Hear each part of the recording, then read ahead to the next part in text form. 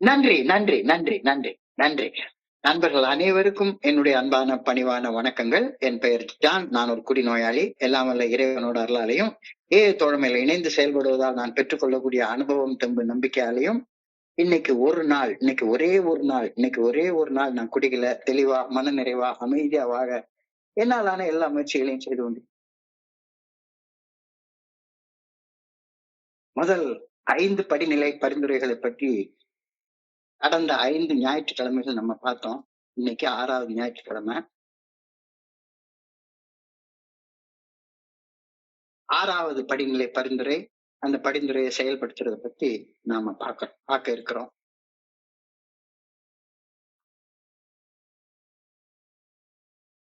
ஐந்து படிநிலை பரிந்துரைகளை செயல்படுத்தினதுக்கு அப்புறமா எனக்குள்ளார ஒரு மாற்றம் நிச்சயமாக ஏற்பட்டிருக்கு. கண்டிப்பாக ஏற்பட்டிருக்கு. சந்தேகமே கிடையாது. சந்தேகமே கிடையாது. 5வது படிநிலை பரிந்துரையில் படி செயல்பட்ட பின்னர்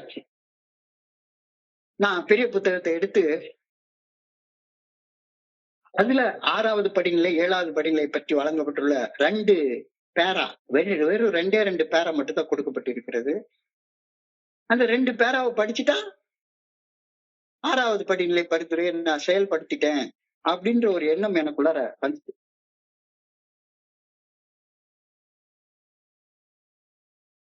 யாருக்குத்தான் குணக்கோளாறுல இருந்து விடுபடணும்ன்ற ஆசை இருக்காது. நான் என்ன கோளாறு பிடிச்ச மனுஷனை வாழணும்னு வரம் வாங்கிட்டா வந்திருக்கேன்? கண்டிப்பா கிடையாது. கண்டிப்பா கிடையாது. அதுலயும் குறிப்பாக இப்ப நான் முதல் 5 படிகள் வரைக்கும் செயல்பட்டு பார்த்துட்டேன். என்னை பத்தி துல்லியமாக அறிஞ்சுக்கிட்டேன். ஏன் கோளாறு என்னன்றது எனக்கு இப்ப நல்லா தெரியுது. என்னுடைய குணக்கோளாறுகளால நான் அனுபவித்து தாழ முடியாத வலி வேதனைகளை நுணுக்கமாக ஆராய்ஞ்சு பார்த்து அந்த குணக்கோளாறுகளை, தவறுகளின் உண்மையான தன்மைய கடவுள் சாட்சியாக ஒரு மனுஷன் முன்னால கடவுள்கிட்ட ஒப்புக்கொள்வதையும் செஞ்சுட்டேன். என்னுடைய குணக்கோளாறுகளை விட்டுவிட நான் விரும்புகிறேன் அப்படின்றதுல சந்தேகமே கிடையாது. சந்தேகமே கிடையாது. சந்தேகமே கிடையாது. இதனை தொடர்ந்து அந்த குணக்கோளாறுகள், குறைபாடுகள் என்கிட்ட இருந்து களையப்படுறதுக்காக கடவுளை வேண்டுறதுலயும் நான் எந்த வகையான குறையும் வைக்கல. நண்பர் நீல விநாயகன் கொஞ்ச நேரத்துக்கு முன்னால குறிப்பிட்ட மாதிரி அதெல்லாம் நல்ல கரெக்டா வேண்டுறேன். பணிவுடன் வேண்டுறேன். கடவுளுடைய உதவியை கேட்டேன். அதுலயும் சந்தேகமே இல்லை. அவ்வளவுதான், அத்தோட முடிஞ்சு போச்சா? இந்த 2 பேராவை மட்டும் படிச்சுட்டேன்னா 6 மற்றும் 7வது படிநிலை பரிந்துரைகளை செய்து முடிச்சிட்டேன் அப்படின்னு அர்த்தமாயிடுமா? என்னுடைய வாழ்க்கை பாதையில 5வது படிநிலை பரிந்துரைப்படி செயல்பட்டதுக்கு அப்புறமாக தொடர்ந்து பயணிக்கும் போது குடிக்கிற காலத்துல அனுபவிச்ச அதே பிரச்சனை, அதே துன்பம், அதே துயரம், அதே வலி, அதே வேதனை என்ன தொடர்ந்து வருத. இன்னும் அவங்க சொன்ன மாதிரி 5வது படியில செயல்பட்டாயிற்று. ஆழமாக என்னை பத்தி யோசிச்சு பார்த்தேன். என்னுடைய தவறுகளின் உண்மையான தன்மைய உண்மையாக ஒப்புக்கொண்டாச்சு. ஆனாலும் பிரச்சனை, வலி, வேதனை, துன்பம், துயரம் எல்லாம் போக மாட்டேங்குதே. என்னமோ கொஞ்ச நேரத்துக்கு ரிலாக்ஸ் ஆனது என்னமோ உண்மைதான். இப்படி ஒரு 1/4 பாட்டில் குடிச்சா கொஞ்சோண்டு போதை உண்டாக்குற மாதிரி என்னுடைய தவறுகளின் உண்மையான தன்மையை நான் தெரிஞ்சுக்கிட்ட மாதிரி யார்கிட்டயா சொன்ன உடனே ஒரு 1/2 மணி நேரம், ஒரு மணி நேரம் அப்படியே ஒரு போதை மாதிரி ஒரு ஃபீலிங் வந்தது உண்மைதான். 5வது படிநிலை பரிந்துரையில செயல்பட்டதுக்கு அப்புறமாக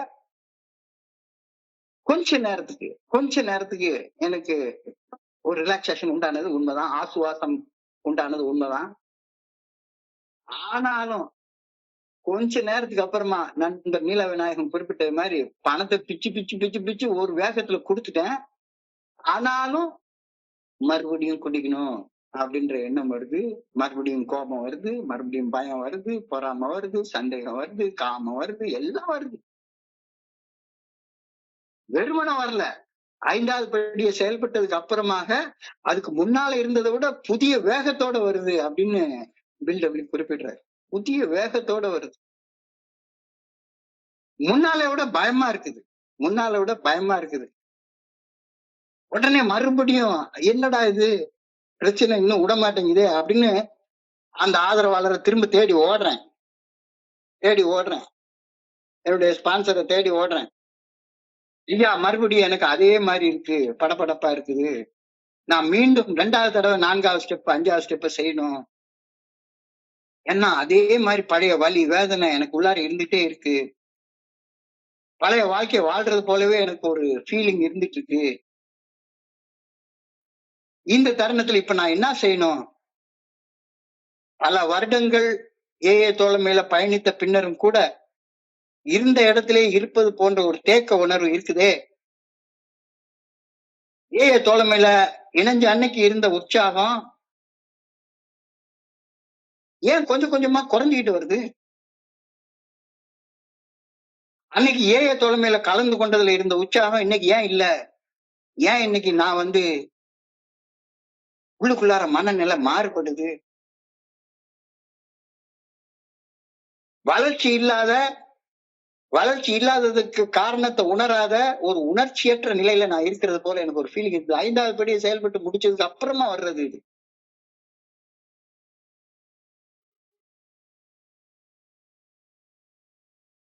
நாம் நமது குணக்கோளாறுகளை களைந்தெறிய முற்றிலும் தயார் நிலைக்கு வர முடியாமல் தவிக்கிறது ஏன்?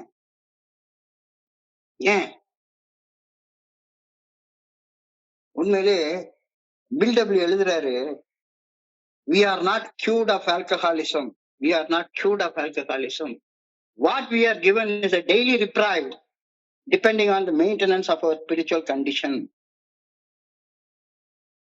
We are not cured of alcoholism. என்னைக்குமே குடிநோயிலிருந்து குணமடைய முடியாது.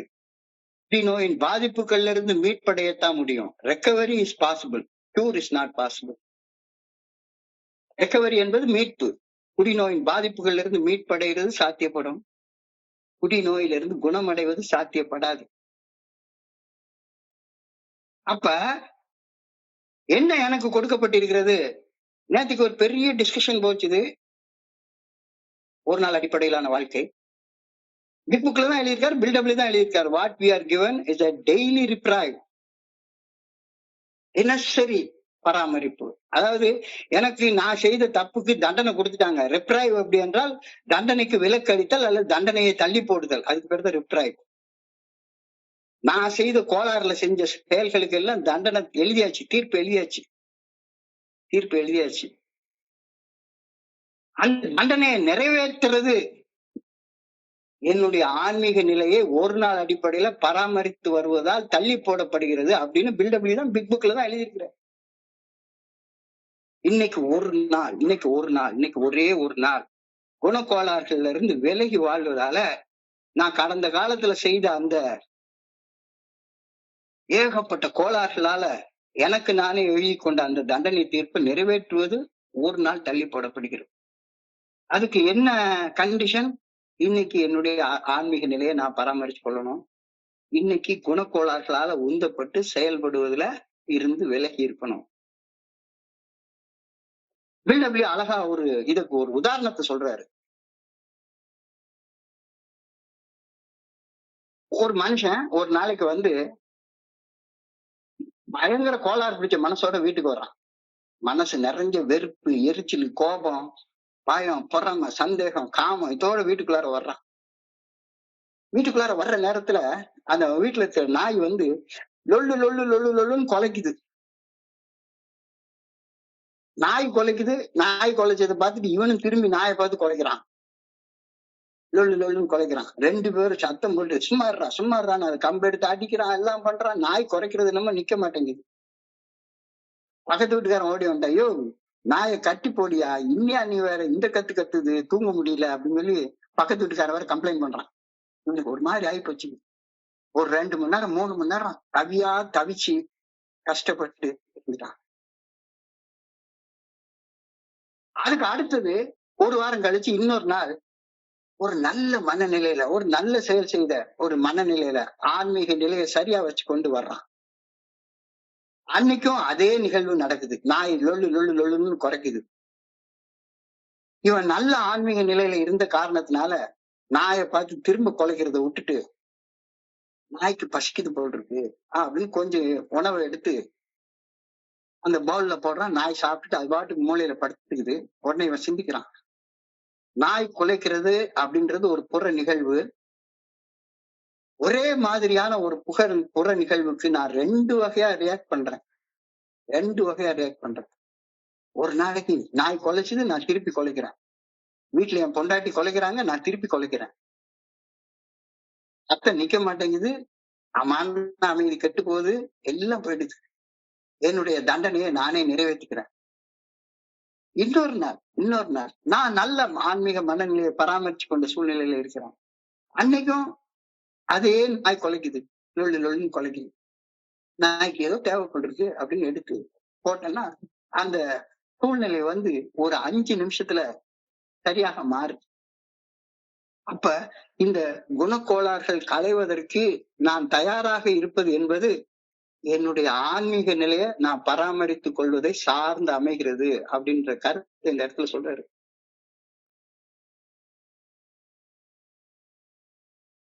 நான் entirely ready to have God remove all these defects of character. Entirely ready. என்னுடைய எல்லா குணக்கோளாறுகளையும் இறைவன் அகற்றுவதற்கு நான் முழு மனதோடு தயார் நிலையில இருக்க வேண்டும்னு சொல்றாரு. ஒரு நாள் அடிப்படை, ஒரு நாள், இன்னைக்கு வரணும். எல்லா குணக்கோளாறுகளையும் என்னுடைய குருஜி வேடிக்கையா சொல்லுவாரு. ரொம்ப வேடிக்கையா சொல்லுவாரு. 5வது படியை முடிச்சிட்டேன். உடனே ஆண்டவர் வந்து இந்த பழைய புராண படங்கள்ல சிறுவிளையாடல், சரசு சபதம் இந்த புராண படங்கள்ல வர்ற மாதிரி நான் 5வது படியை முடிச்ச உடனே அங்க முன்னால வந்து நிக்கிறாரு. நின்னு, பக்தா உன்னுடைய பக்தியை மெச்சணும். பயங்கரமா 5th ஸ்டெப் எல்லாம் பண்ணிருக்க. ரைட்டு. இப்ப உன்னுடைய எல்லா குணக்கோளாறுகளையும் நான் பலார்னு மாத்திடுறேன். எல்லா குணக்கோளாறுகளையும் நான் மாத்திடுறேன். நீ ரெடியா அப்படின்னு சொல்லி கேட்கிறாரு ஒரு கேள்வி. நான் தானே குணக்கோளாறுகள் ஐடென்டிஃபை பண்ணி இந்த குணக்கோளாறு என்கிட்ட இருக்கு அப்படின்னு போன படியில கை கால் நடுங்க எல்லாத்தையும் சொல்லி முடிச்சிருக்கேன். அதெல்லாம் எடுத்துடுறேன். நீ ரெடியா இருக்கியா அப்படின்ற கேள்வியை இப்ப கடவுள் என்கிட்ட கேட்டாருன்னா நான் என்ன சொல்லுவேன்? ஐயா, நான் குடிக்கிறது நிறுத்துறதுக்கு மட்டும்தான் ஏஏக்கு வந்திருக்கேன். வேற எல்லாத்தையும் இன்னும் நான் வந்து அதால கஷ்டப்படல. குடிய மட்டும் எடுத்துரு. குடி வெறிய மட்டும் எடுத்துரு. காம வெறியெல்லாம் அது வாட்டுக்கு இருந்துட்டு போட்டோம். அதெல்லாம் சுகமா இருக்குதே, அதெல்லாம் எடுத்துட்டு போட்டோம். அதெல்லாம் எடுக்கணும் உன்ட்ட நான் எப்ப கேட்டேன்? காம வெறி எடுத்துட்டு நான் கேட்டேனா? கேட்டதை மட்டும் செய்யா கடவுளே, கேட்காததெல்லாம் செய்யறேங்கிற. இங்கதான் பிரச்சனையே உண்டாகுது. என்னுடைய இந்த குணக்கோளாறு எடு அப்படின்னு கடவுள்கிட்ட கேட்க சொல்லி சொல்லல. என்னுடைய எல்லா குணக்கோளாறுகளையும் எல்லா குறைபாடுகளையும் எடுத்து போட்டுருன்னு கடவுள்கிட்ட கேட்கணும். என்னுடைய கோபத்தை எடுத்துட்டு, பயத்தை எடுத்துட்டு, குடி வெறியை எடுத்துட்டு, அது எல்லா குணக்கோளாறு எல்லாம் ஆல் வித்தவுட் எனி எக்ஸெப்ஷன் இங்கெல்லாம் இடிக்குது.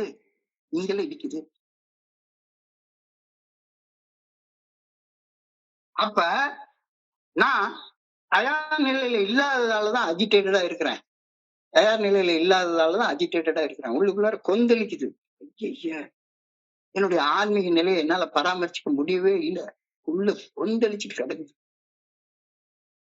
I want to prove to the world that I am somebody.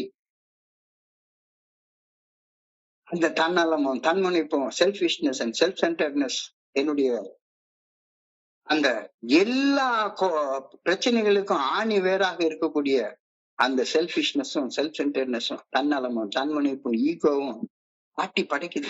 அதை விடுறதுக்கு நான் தயாராகவே இல்லை.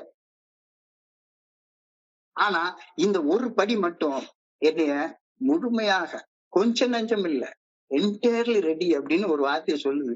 சும்மா பேசிட்டு அவ்வளவுதான். பிக் புக்ல ஒரு பேரா போட்டிருக்கு, கடந்து போயிடலாம். பிக் புக்க பில்டபிள்யூ வந்து ரொம்ப வேணும்னே தான் அதை ஒரு பேசிக் டெக்ஸ்டாக எழுதியிருக்கிறார். அடிப்படை பாட புத்தகம். அதுல ஆவணா மட்டும்தான் இருக்கு. கடவுளை நான் புரிஞ்சு கொள்ளணும்னு எழுதிட்டு ஒரே வார்த்தையில விட்டுட்டாரு. God as we understood him. அவ்வளவுதான். கடவுளை பத்திய வர்ணனைகளை ஒண்ணுமே சொல்லல. அதெல்லாம் நீ புரிஞ்சுக்கோ. உனக்குன்னு தனியா எங்கெங்க படிப்பியோ, நீ திருமூலரை படிப்பியோ, திருமந்திரத்தை படிப்பியோ, பைபிளை படிப்பியோ, குரானை படிப்பியோ, எங்கேயோ போய் படி. அதை பிக் புக்கை படிச்சு தெரிஞ்சுக்கணும்னு நினைக்காத. அதை தெரிஞ்சுக்கணும்னு நாங்க விரும்பல.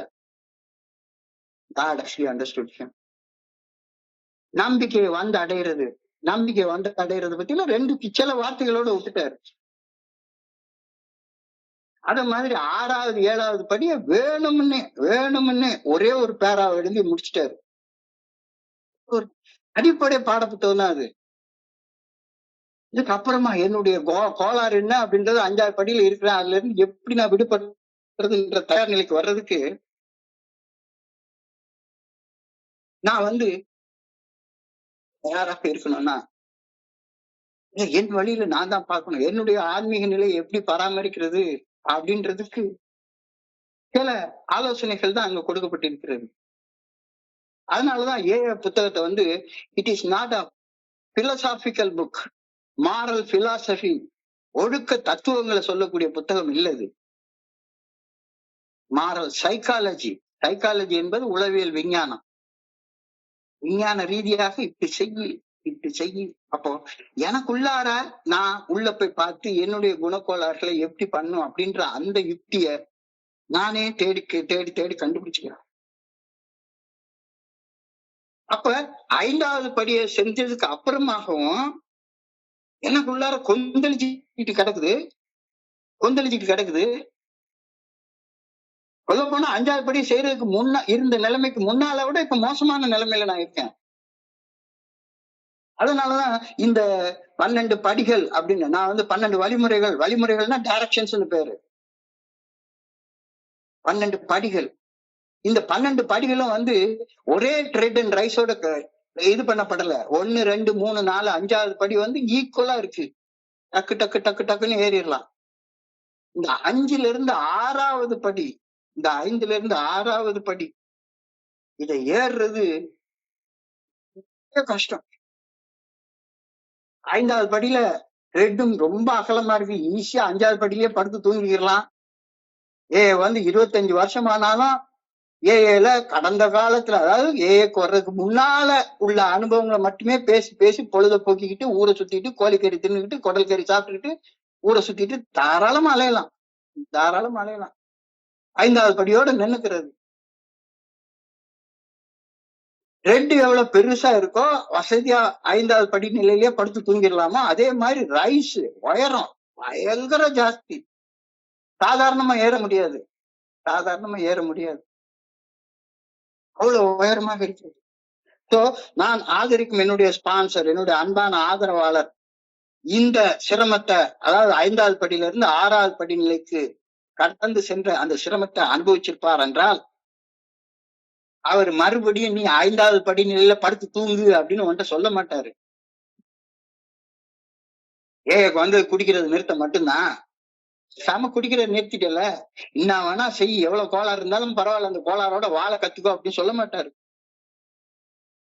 6வது படிநிலையில் பரிந்துரைக்கப்பட்டுள்ள பரிந்துரைகளை ஆழமாக உற்று நோக்கு அப்படின்னு சொல்லுவாரு.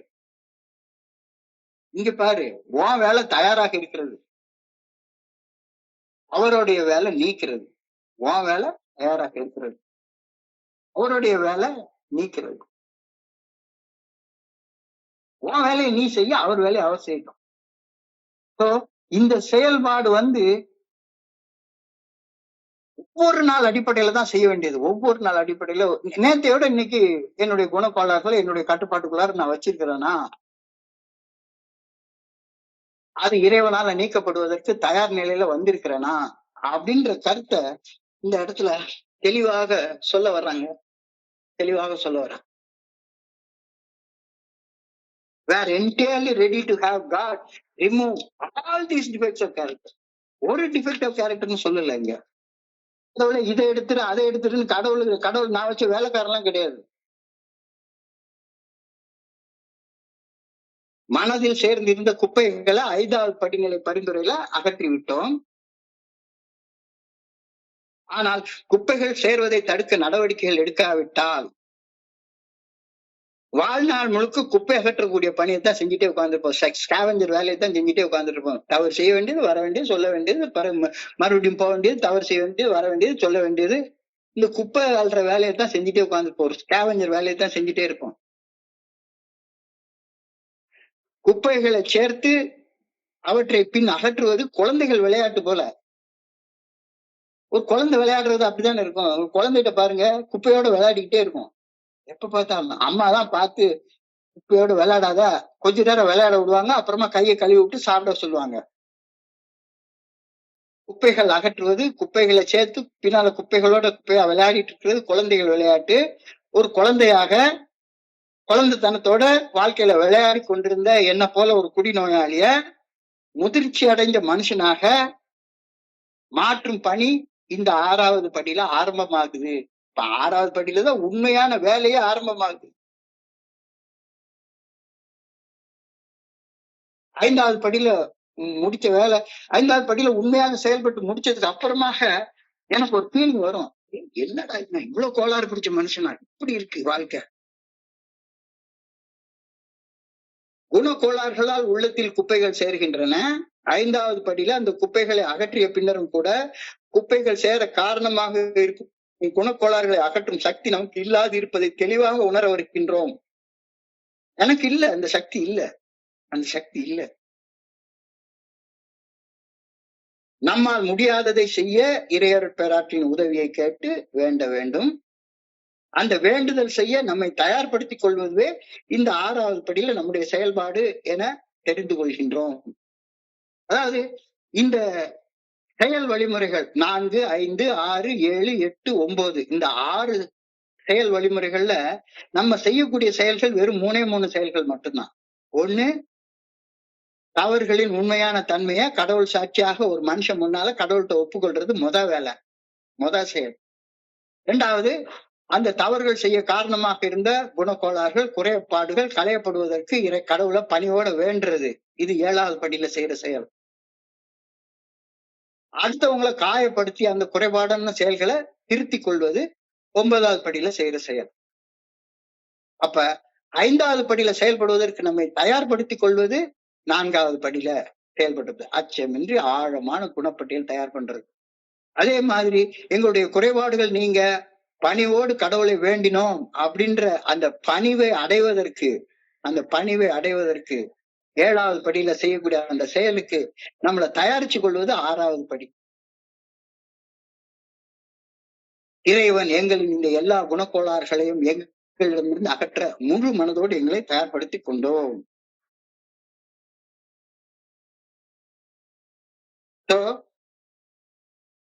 காரணம் களையப்பட்டால் அன்றி விளைவுகளில் இருந்து விடுபட முடியாது அப்படின்றத தெளிவா புரிஞ்சுக்கோ.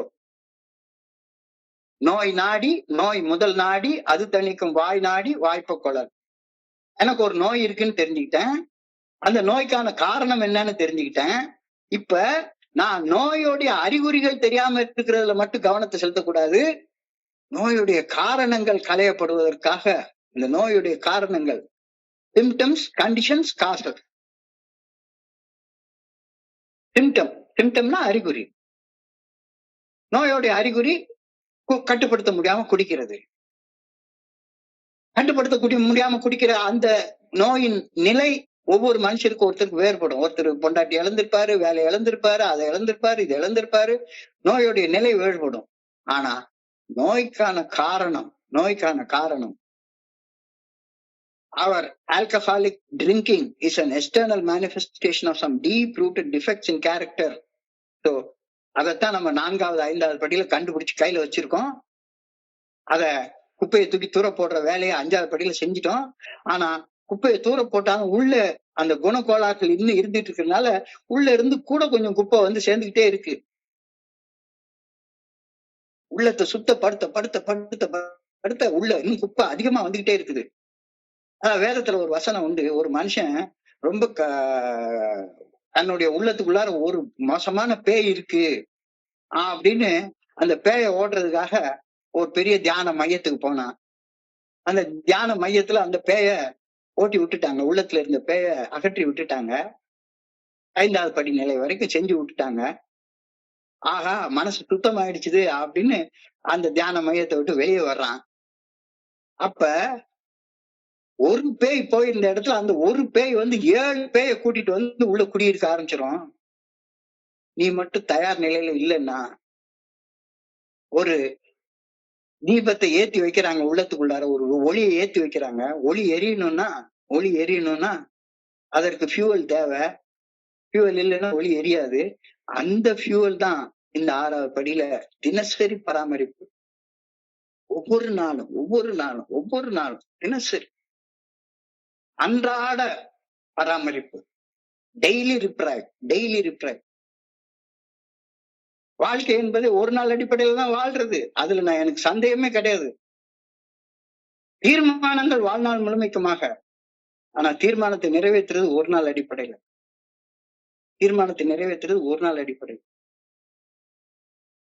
ஒவ்வொரு நாளும் நான் தயாராக இருக்கணும். ஒரு நாள் அடிப்படையிலன்றதை விட one day at a time. அது மட்டும் இல்ல, one moment at a time. One day at a time. Sweet God, tomorrow may never be mine. Show me the way. Live one day at a time. Just for today. அதாவது இந்த ஒரு நாள் அடிப்படையிலான வாழ்க்கை வந்து எங்க காலமாக சொல்லப்பட்டிருக்கிறது. திருவள்ளுவர் சொல்லியிருக்கிறாரு, உறங்குவது போலும் சாக்காடு, உறங்கி விழிப்பது போலும் பிறப்பு. வாழ்க்கையே ஒரு நாள் தாண்டா, ஒரே ஒரு நாள் தாண்டா. நேத்துக்கு ஒரு நண்பர் அழகா சொன்னாரு, வாழ்க்கை வந்து 6 மணிக்கு ஆரம்பிக்குதா, 7 மணிக்கு ஆரம்பிக்குதா, 8 மணிக்கு ஆரம்பிக்குதா?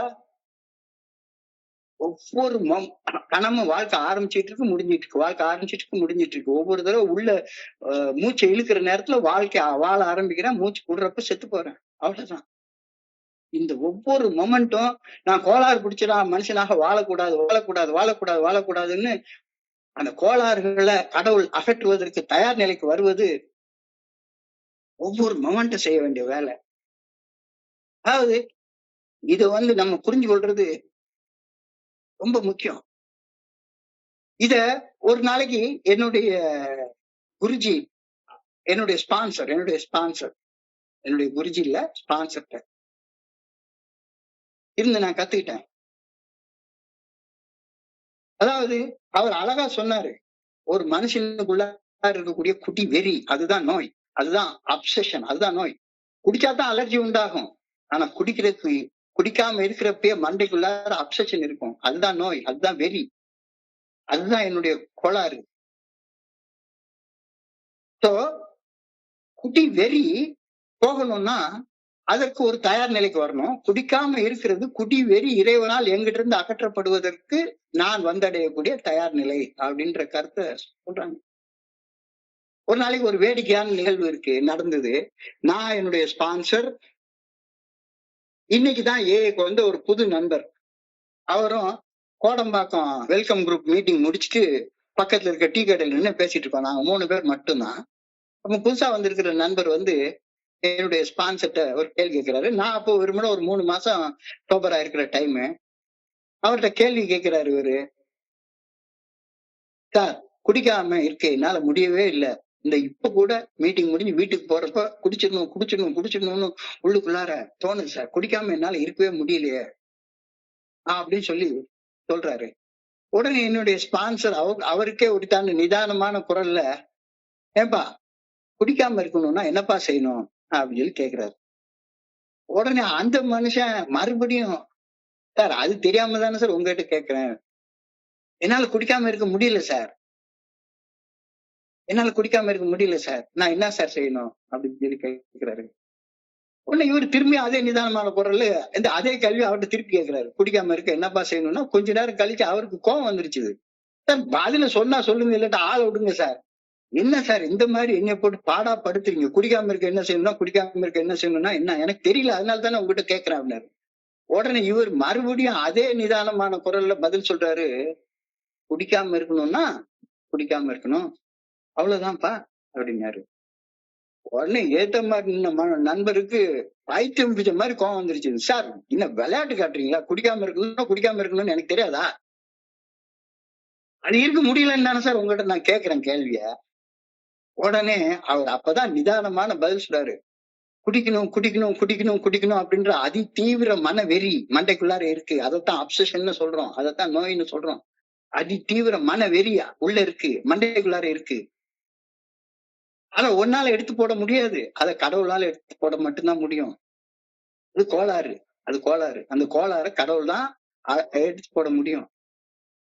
அந்த கோளாற கடவுள் எடுத்து போடணும் அப்படின்னா, குடிக்காம இருக்கிற தயார் நிலைக்கு நீ வரணும்.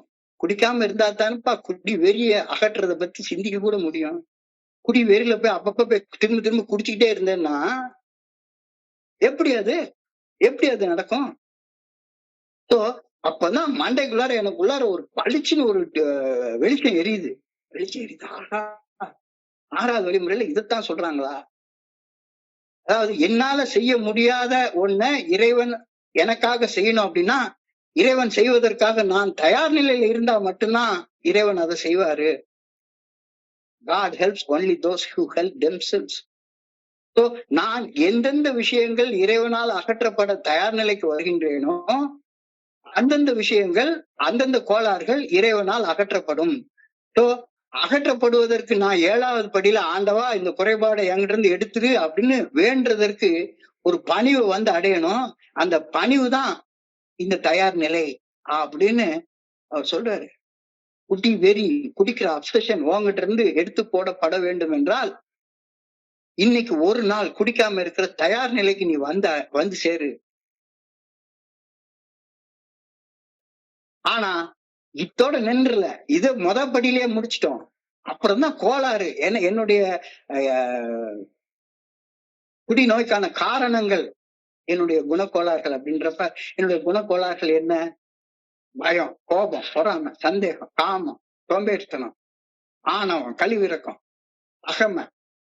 அப்படியே அடுக்கிக்கிட்டே போலாம். இப்ப இந்த விஷயத்த சொல்லி பாருங்க. ஒரு என்கிட்ட இருந்து என்னால கோபத்தை அடக்கவே முடியல. எப்ப பார்த்தாலும் உள்ளுக்குள்ளார சீறி வர்ற கோபம் இருந்துகிட்டே இருக்கு. அது ஒரு கோளாறு. எப்ப பார்த்தாலும் பயந்து செத்துக்கிட்டே இருக்கேன். அது ஒரு கோளாறு. யார பார்த்தாலும் பொறாமையாக இருக்கிறது. அது ஒரு கோளாறு. எதை கண்டாலும் சந்தேகமா இருக்குது. அது ஒரு கோளாறு. சின்ன விஷயங்களை பார்த்தாலும் காம உணர்ச்சி கண்ணா பின்னான்னு மண்டைக்குள்ள நெஞ்சுக்குள்ளார கொழுந்திட்டு எரியுது. அது ஒரு கோளாறு. இந்த கோளாறுகள் எல்லாம் இருந்துகிட்டே இருக்கும். அதெல்லாம் ஒன்னால அகற்ற முடியாது. அது கடவுள் தான் அகற்றணும். என்ன சார் அப்ப மறுபடியும் அந்த என்னுடைய ஸ்பான்சர் அந்த நியூ கமர் கேட்ட மாதிரி, என்னால குடிக்காம இருக்க முடியல சார், குடிக்காம இருக்க முடியல சார், குடிக்காம இருக்க முடியல சார்ன்ற மாதிரி. என்னால கோவப்படாம இருக்க முடியல சார், என்னால கோவப்படாம இருக்க முடியல சார். கோபம் வந்துட்டே இருக்கு. கோவப்படாம இருக்கணும்னா என்ன செய்யணும்? கோவப்படாம இருக்கணும். கோவப்படாம இருக்கணும் அப்படின்னா, கோப கோப உணர்வு உனக்குள்ளார உருவாகிறத உணர்ந்து கோபத்தால ரியாக்ட் பண்ணாம இருந்தேன்னா கோபம் தானா செத்து போயிடும். எப்படி குடிவெறி தானா குடிக்காம இருந்தா குடிவெறி தானா செத்து போயிருங்க. அதே மாதிரி உடனே என்னுடைய ஸ்பான்சர் வந்து அழகா கேட்பாரு. கோபம் வந்தா என்ன செய்வ? 4 கெட்ட வார்த்தை பேசுவேன். இல்ல கையில கிடைக்கிற ஏதாவது ஒண்ணு போட்டு உடைப்பேன். அல்லது என்னை விட ஒரு 2 கிலோ வெயிட் குறைச்சா இருந்தானா அவனை பிடிச்சு அடிப்பேன். இந்த 3 செயலைத்தானே செய்வ. வேற என்ன செய்ய போற? அப்ப கோப வெறி கடவுளால உன்கிட்ட இருந்து அகற்றப்படணும் அப்படின்னா, கோபத்தால உந்தப்பட்டு இந்த செயல்களை செய்யாம இருக்கிறது தான் கோப வெறி கடவுளால உன்கிட்ட இருந்து அகற்றப்படுவதற்கான தயார் நிலை. கெட்ட வார்த்தை பேசாத, எதையாவது போட்டு உடைக்காத, எவனையும் போட்டு அடிக்காத, வன்முறை செயல்களில் ஈடுபடாத. ஆட்டோமேட்டிக்கா கோப வெறி செத்து போயிடும். எப்படி குடிக்காம இருந்த குடி வெறி செத்து போயிருமோ அதே மாதிரி இந்த குணக்கோளாறு, கோபம் என்ற குணக்கோளாறு கோபத்தால உந்தப்பட்டு நீ செயல்படாம இருந்தா அதை நீ பிராக்டிஸ் பண்ணு. எப்படி பிராக்டிஸ் பண்றது? ஒரு நாள் அடிப்படையில பிராக்டிஸ் பண்ணு. இன்னைக்கு ஒரு நாள் நான் கோவப்பட மாட்டேன். உறங்குவது போலும் சாக்காடு, உறங்கி வெளிப்பது போலும் பிறப்பு. வாழ்க்கையே பிறப்புக்கும் இறப்புக்கும் நடுப்பட்ட காலம் தானே. பிறப்புக்கும் இறப்புக்கும் நடுப்பட்ட காலம் தானே. இந்த பிறப்புக்கு இறப்புக்கு நடுப்பட்ட காலம்னா காலையில கண்ணு வலிக்கிறப்ப புதுசா பிறகுறேன், ராத்திரி கண்ணு மூடி தூங்குறப்ப இறந்து போயிடுறேன். இந்த பிறப்புக்கும் இறப்புக்கும் நடுப்பட்ட இந்த நேரத்துல இன்னைக்கு ஒரு நாள் என்ன மாதிரி என்னை யாராவது கோபப்படுத்தினாலும் சரிதான், கெட்ட வார்த்தை மட்டும் பேசவே மாட்டேன், எதையும் போட்டு உடைக்க மாட்டேன், எதிர்வினை ஆற்ற மாட்டேன். எத்தனையோ நேரங்கள் இல்லைங்க, சத்தியமா எனக்கு தொண்டை வரைக்கும் கெட்ட வார்த்தை வந்துடும். யாராச்சும் ஒருத்தவங்க வந்தாங்கன்னா, ஏன்னா நான் குடிச்ச காலத்துல பேசுனது முழுக்க வெறும் கெட்ட வார்த்தை தான். தொண்டை வரைக்கும் கெட்ட வார்த்தை வந்துடும். அப்ப கெட்ட வார்த்தை பேசிட்டேன்னா உள்ளுக்குள்ளார இருக்கிற கோபம் வந்து எரிஞ்சிட்டு இருக்கிற தீய பெட்ரோலை ஊத்தி விட்டா எப்படி கூட கொஞ்சம் எரியுமோ அது மாதிரி கூட கொஞ்சம் எரிய ஆரம்பிக்கும். ஒரு நாள் அடிப்படையில பிராக்டிஸ் பண்ணு. கோபத்தால உந்தப்பட்டு ரியாக்ட் பண்றதுல இருந்து விலகி இருக்கிறது தான் குணக்கோளாறு. இறைவனால் கோபம் என்ற குணக்கோளாறு இறைவனால் அகற்றப்படுவதற்கு நீ வந்தடைய வேண்டிய தயார் நிலை. யா இப்பதான்டா புரியுது. அப்ப முதல்ல ஆரம்பிச்சாரு. குடிக்காம இருக்கிறது குடி வெறி எண்ணிலிருந்து இறைவனால் அகற்றப்படுவதற்கான தயார் நிலை. கோபத்தால உந்தப்பட்டு கெட்ட வார்த்தை பேசாமலோ அல்லது எதையாவது போட்டு உடைக்காமலோ இருக்க இருக்க இருக்க இருக்க கோப வெறி என்கிட்ட தானா செத்து போயிடும். இறைவன் என்கிட்ட இருந்து அந்த கோபம் என்ற குணக்கோளாறு அகற்றுவதற்கு நான் வந்தடைய வேண்டிய தயார் நிலை. பயந்தா என்ன செய்வேன்? ஓடி ஒளிஞ்சிருவேன். ஓடி ஒளிஞ்சிருவேன். என்ன சூழ்நிலை பயம் காட்டினாலும் சரிதான். என்ன தலையை எடுத்துருவா போறாங்க, முன்னால போய் ஃபேஸ் பண்ணி பாரு. ஃபேஸ் பண்ணி பாரு. பயம் என்ற கோளாறு கடவுளால உங்ககிட்ட இருந்து காலப்போக்கில் அகற்றப்பட்டு விடும். ஒவ்வொரு நாளும் இன்னைக்கு ஒரு நாள் பயந்து ஓடி ஒழிய மாட்டேன், ஓடி ஒழிய மாட்டேன், ஓடி ஒழிய மாட்டேன் அப்படின்னு பிராக்டிக்கலாக இந்த 6வது படியை செய்ய. அதனாலதான் நான் சொல்றேன், இந்த படியை செய்யறது ஒரு பெரிய மிகப்பெரிய உயரத்துக்கு ஏறுற ஒரு செயல். 1 2 3 4 5வது படியில ஏறி வந்து நின்று கான்ஸ்டன்டா அங்க படுத்து தூங்கிடலாம். கான்ஸ்டன்டா படுத்து தூங்கிடலாம். அந்த படியில வந்து அகலமும் ஜாஸ்தி, 6வது படிக்கு ஏறவே முடியாத அளவு உயரமும் ஜாஸ்தி. கான்ஸ்டன்டா 5வது படியில பழைய குப்பையை கிளறிக்கிட்டே உட்கார்ந்து குப்பையை சேர்த்து குப்பையோட விளையாடிட்டு இருக்கிறது. அதனாலதான் இந்த படியை பத்தி சொல்ற நேரத்துல இந்த 6வது படி, this is the step that separates the men from the boys. முதிர்ச்சி அடைந்த ஒரு மனுஷனாக மாறணும் அப்படின்னா இதை நீ புரிஞ்சுக்கோ. கடவுள் இறைவன் என்னுடைய குணக்கோளாறுகளை அகற்றுவதற்கு முழு மனதோடு எல்லா குணக்கோளாறுகளையும், ஒரு குணக்கோளாறு இந்த குணக்கோளாறு அந்த குணக்கோளாறுலாம் இல்ல, எல்லாத்தையும் அகற்றுவதற்கு நான் தயார்படுத்தி கொண்டேன். அது எப்படிப்பா எல்லாத்தையும் அகற்றணும்? இந்த படி அதுதானே சொல்லுது. Where entirely ready to have God, remove all எல்லாம். இந்த ஒண்ணுன்னு நீ கடவுள்கிட்ட கேட்காத, எல்லாத்தையும் ஒட்டுமொத்தமா எடுத்துட சொல்லிதான் கேட்கிறோம். ஒட்டுமொத்தமா எடுத்துட சொல்லி நீ தயார் நிலைக்கு வந்துடுறான். அறம் செய்யு அவையார் சொல்லி தரல. அறம் செய்ய விரும்பு போதும். நீ விரும்பு, அறம் செய்யக்கூடிய ஆற்றல் ஆண்டவன் உனக்கு கொடுப்பாரு. நீ விரும்புனா போதும். குணக்கோளாறுகள் இறைவனால் அகற்றப்பட வேண்டும்ன்ற தயார் நிலைக்கு வா, ஆட்டோமேட்டிக்கா அகற்றப்படும். நீ தயார் நிலைக்கு வரலன்னா ஒரு மண்ணு நடக்காது.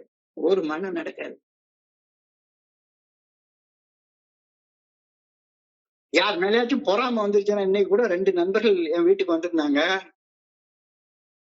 கிட்டத்தட்ட 2 மணி நேரம் உட்கார்ந்து இருந்தாங்க. இன்னைக்கு ஒரு மீட்டிங் ஒண்ணு ஆரம்பிச்சோம். அதை பத்தி பேசிட்டு இருக்க நேரத்துல முதல்ல ஒரு 3/4 மணி நேரம் வந்து ரொம்ப ஜாலியாக வந்து அந்த மீட்டிங்கை பத்தி மட்டுமே பேசிட்டு இருந்தோம். அதுக்கு என்ன செய்யலாம், ஏது செய்யலாம், என்ன பண்ணலாம், என்ன டாபிக் போடலாம் அப்படின்னா பேசிட்டு இருந்தோம். ஒரு 3/4 மணி நேரம் ஆனதுக்கு அப்புறமா அங்க ஆட்டோமேட்டிக்கா இன்னொருத்தரை பத்தி புறம் பேசுறது உள்ள வந்துருச்சு. ஏன்னா அவர் வந்து அவர் மீட்டிங்க்கு ஏகப்பட்ட கூட்டத்தை சேர்க்கிறாரு. அவர் மீட்டிங் வந்தா எல்லாம் வருது, அவர் ஏகப்பட்டதை பண்றாரு. ஆனா அவர் ஸ்டெப்பை பத்தி பேசவே கூடாது. அவர் மீட்டிங்ல எல்லாம். உடனே அவரை பத்தி நாங்க ஒரு 3 பேர் சேர்ந்து புறம் பேச ஆரம்பிச்சிட்டோம். புறம் பேசினா ஒரு போதை வருது. எங்க பாட்டு எங்களை அறியாம புறம் பேசிட்டே உட்கார்ந்துருக்கோம். அப்ப புறம் பேச பேச பேச பொறாமை என்ற குணக்கோளாறு உள்ள பத்திக்கிட்டு எரிய ஆரம்பிச்சிடும். எரியிற நெருப்புல கொஞ்சோண்டு தண்ணி ஊத்தா அணைஞ்சு போயிடக்கூடிய நெருப்பு, அந்த நெருப்புல பெட்ரோல் தூக்கி உள்ள ஊத்தி விட்டுக்கிட்டே இருந்தா என்ன ஆகும்? கூட கொஞ்சம் எரிஞ்சுக்கிட்டே இருக்கும். யாருக்குனவே உள்ள பொறாம கொழுந்து விட்டு எரிஞ்சிட்டு இருக்கு. இதுல நான் பொறாம வேற பேசிட்டு உட்கார்ந்துருந்தேன் அப்படின்னு சொன்னா உள்ள இருக்கிற பொறாம அகற்றப்படுவதற்கு பதிலாக கூட கொஞ்சம் எரிய ஆரம்பிக்கும். பொறாமை என்ற குணக்கோளாறு இறைவனால் அகற்றப்பட வேண்டும் என்றால் புறம் பேசுறதுல இருந்து விலகி இருக்கிற தயார் நிலைக்கு நீ வா. புறம் பேசாத, பொறாம தானா போயிரும். புறம் பேசாத தானா போயிரும். எவ்வளவு எளிமையாக சொல்லியிருக்காங்கன்னு பாருங்க. ரொம்ப ஈஸி, எளிமை. சந்தேகம் என்ற குணக்கோளாறு எடுத்துக்கொள்வோம். சந்தேகம் என்ற குணக்கோளாறு எடுத்துக்கொள்வோம். சந்தேகப்பட்டா என்ன பண்ணுவோம்? வேவு பார்ப்போம். வேவு பார்ப்போம். குடிக்கிற காலத்துல எல்லாம் ஏதாச்சும் ஒரு சந்தேகம் வந்துருச்சுன்னா போதும். என்னுடைய மனைவி மேல சந்தேகம் வந்துருச்சுன்னா போதும். வீட்டுக்குள்ளார வந்த உடனே மனைவி இல்லாத நேரமா எடுத்து மனைவியுடைய செல்போன் எடுத்து பார்த்து எத்தனை பேர்கிட்ட பேசியிருக்கா, யாரு கூட பேசியிருக்கா, எவ்வளவு நேரம் பேசியிருக்கா அப்படின்னு ஒரு வேவு பாக்குறது. யாருக்குனவே சந்தேகம் இருக்குது. அதுல யாரு கூடயாச்சும் அவங்க ஒரு 1/2 மணி நேரம் பேசிட்டு இருக்கிற மாதிரி கால் ஹிஸ்டரி இருந்ததுன்னா போதும், அவ்வளவுதான். சந்தேகம் இன்னும் கொஞ்சம் கொழுந்து விட்டு எரிய ஆரம்பிச்சிடும். கொழுந்து விட்டு எரிய ஆரம்பிச்சிடும். அப்ப சந்தேகம் என்ற குணக்கோளாறு என்னிலிருந்து அகற்றப்படணும்னா வேவு பார்க்கறது நிறுத்துற தயார் நிலைக்கு வா. சந்தேகம் என்ற குணக்கோளாறு தானா மறைஞ்சு போயிரும். தானா மறைஞ்சு போயிரும். இறைவன் சந்தேகம் என்ற குணக்கோளாறு அகற்றிடுவாரு. வேவு பார்க்காத, வேவு பார்க்காத. அடுத்தவனை பத்தி புறம் பேசாத, வேவு பார்க்காத. காம தீ பத்திக்கிட்டு எரியுது சார் நெஞ்சுக்குள்ளார. காம தீ பத்திக்கிட்டு எரியுது. ஆமா, பத்திக்கிட்டு எரியுது. அதான மனுஷன். என்னுடைய குருஜி சொல்லுவாரு, சார் காம உணர்வு ரொம்ப இருக்குன்னா கடவுளுக்கு நன்றி சொல்லு. ஆரோக்கியமான மனுஷனுடைய உடம்புல காம உணர்வு இருந்துகிட்டு தான் இருக்கும். என்னைக்காச்சும் உனக்கு வயிற்று வலிக்கிறப்ப உனக்கு காம உணர்வு வந்திருக்கா? அல்ல 102 டிகிரி ஜுரம் அடிக்கிற நேரத்துல என்னைக்காச்சும் உனக்கு காம உணர்வு வருமா? அல்ல கேன்சர் நோயால பாதிக்கப்பட்டிருக்கிற ஒரு மனுஷனுக்கு காம உணர்ச்சி வருமா? கண்டிப்பா வராது. கண்டிப்பா வராது. நீ ஆரோக்கியமான மனுஷனாக இருந்தா காம உணர்ச்சி வரும். நீ நெல்லையப்பர் கோயில்ல போய் நின்னுகிட்டு இருக்க. நெல்லையப்பர் கோயில்ல நின்னுட்டு இருக்கிறப்ப அங்க பூஜை பண்றாங்க. விபூதி வாசனை வந்துட்டே இருக்குது. கற்பூர வாசனை வந்துட்டே இருக்குது. ஆனா உன் பக்கத்துல ஒரு பட்டுப்புடவை கட்டின ஒரு பெண்மணி வந்து நிக்கிறாங்க. அந்த பட்டுப்புடவையோட ஒரு விளிம்பு உன்னுடைய உடம்புல உரசுது. ஒரு 3 மல்லிப்பூ தலையில வச்சிருக்கிறாங்க. அந்த மல்லிப்பூ வாசனை தூக்குது. விபூதி வாசனை தாண்டி மல்லிப்பூ வாசனை வருது. இயற்கை, இயற்கை. ஆனா எனக்கு காம உணர்வு வந்த உடனேயே அந்த அம்மா எங்க போறாங்கன்னு அப்படின்னு சும்மா நாக்க தொங்க போட்டுட்டு சொல்லி விட்டுட்டு அந்த அம்மா பின்னாலேயே போனேன்னா என் காம உணர்வு கூடுமா குறையுமா? சோ காம வெறி, காம உணர்வு, அதால செய்யக்கூடிய தவறு இறைவனால் என்கிட்ட இருந்து அகற்றப்படணும் அப்படின்னா ராத்திரி இந்த மீட்டிங் முடிஞ்ச உடனே டேட்டாவை ஆஃப் பண்ணி வச்சுட்டேன்னா தானா நின்ற போது காம உணர்வு ஒரு நாள் அடிப்படையில நிறுத்து, நிறுத்து. காமம் ஆட்டோமேட்டிக்கா போயிரும், ஆட்டோமேட்டிக்கா போயிரும். சோ இந்த வழிமுறைகளை அந்த பண்றது அப்படின்றது வந்து எதுல வருது? ஒரு நாள் அடிப்படை வாழ்க்கையை வாழ்றதுனாலதான். தீர்மானம் வாழ்நாள் முழுமைக்குமானது. தீர்மானம் டெசிஷன் வாழ்நாள் முழுமைக்குமானது. அந்த டெசிஷனை இம்ப்ளிமெண்ட் பண்றது ஒரு நாள் அடிப்படையில. குணக்கோளாறுகள் என்கிட்ட இருந்து களையப்படணும் அப்படின்றது எல்லா கோளாறுகளும் களையப்படணும். ஆனா முழுமையாக ஒரு புனிதமான மனிதனாக நான் மாறணும் அப்படின்னா ஒவ்வொரு நாள் அடிப்படையில இறைவன் என்னுடைய இந்த குணக்கோளாறுகளை அகற்றுவதற்கு நான் தயார் நிலைக்கு வந்துகிட்டே இருக்கணும். யாருக்குங்க காலையில இன்னைக்கு காலையில கூட உண்மையிலேயே 4 மணிக்கு அலாரம் வச்சு 4 மணிக்கு இப்பெல்லாம் அலாரம் கூட வைக்க வேண்டியதில்லை. 4 மணிக்கு முழிப்பு வந்துடும். ஆனா 4 மணிக்குதான் நீங்க பாத்தீங்கன்னா இருக்கிறதுலயே ஆழமான தூக்கம் வரும். ஏன்னா நேற்றுக்கு வந்து படுக்க கொஞ்சம் லேட் ஆகி போயிடுச்சு. நேற்றுக்கு இந்த மீட்டிங் எல்லாம் முடிச்சு 11:05க்கு தான் படுத்தேன். தூக்கம் வர்றதுக்கு கூட ஒரு 1/2 மணி நேரம் ஆச்சுது. 12 மணிக்கு படுத்துட்டு வெறும் 4 மணி நேரத்துல தூக்கம் வர்றப்ப இன்னைக்கு ஒரு நாள் கொஞ்சம் லீவ் விட்டுருவோம். சோம்பேறித்தனம் உள்ள போகுது. சோம்பேறித்தனம் உள்ள போகுது. சோம்பேறித்தனம் இறைவனால் அகற்றப்பட வேண்டும் என்றால் காலையில எழுந்து தலையில ஒரு மக்கு தண்ணியை தூக்கி ஊத்து. சோம்பேறித்தனம் தானா ஓடி போயிரும். இப்ப சோம்பேறித்தனம் இறைவனால் அகற்றப்படுவதற்கு நான் ஒரு தயார் நிலையை வந்து அடையணும்.